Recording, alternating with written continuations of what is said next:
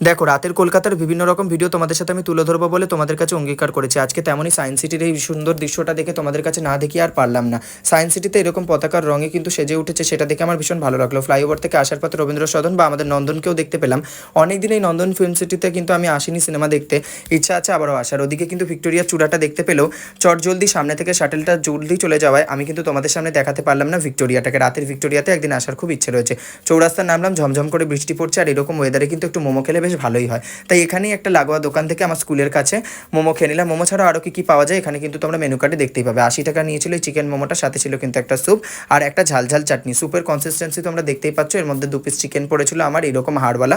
আর এছাড়াও কিন্তু মোমোতে কতটা পুর রয়েছে সেটা তোমরা দেখেই নিতে পারছো। আমি আর আলাদা করে নিজে থেকে বলে আর লজ্জা দেবো না তোমাদেরকে। এরপরে কিন্তু ঝালঝাল চাটনিটার সাথে খেতে ভীষণ ভালো লাগছিল। তবে এখানে রেটিং যদি তোমরা আমাকে জিজ্ঞেস করো তাহলে কিন্তু আমি 10-এর মধ্যে 5 দিতে পারবো।